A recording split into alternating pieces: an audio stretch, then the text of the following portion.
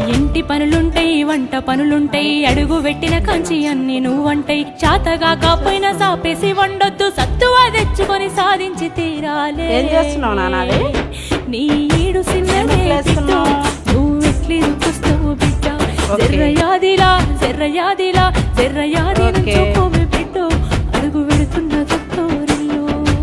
Okay ఏయ్ ఏయ్ అల్లయ్య కాల్చుకున్నావు బిడ్డ, ఏయ్ తొందర. ఓకే ఏం నాన్న ఇది? సాంబారా? ఇట్లా చేయాలనా సాంబారు?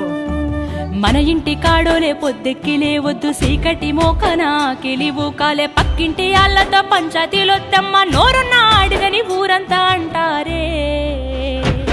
అత్త వద్దన్న ఇంటికి బిడ్డ, పొయ్యి ముచ్చట్లు వెట్టకే బిడ్డ, జర్రయ్య. ఇలా ఇందులో సాంబార్ పోసింది, పప్పు పోసింది, సాంబార్ పోసింది అంటే సాంబార్ చేస్తుంది నా కూతురు. చూడండి ఇవన్నీ, ఇక సాంబార్ ఇంకా ఇవన్నీ తెచ్చిపెట్టుకుంది, వంట చేస్తుంది నా కూతురు. ఇక్కడ చూడు బిడ్డ, ఏం కూర?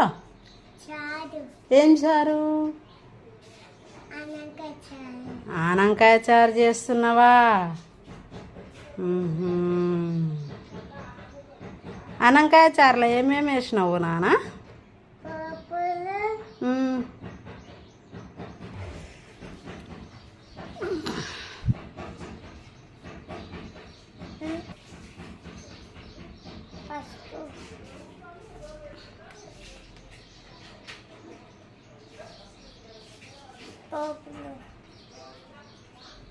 ఉప్పు,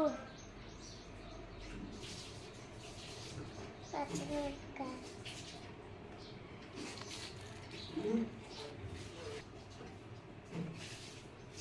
కారం, బెల్లం. ఇదేందమ్మా?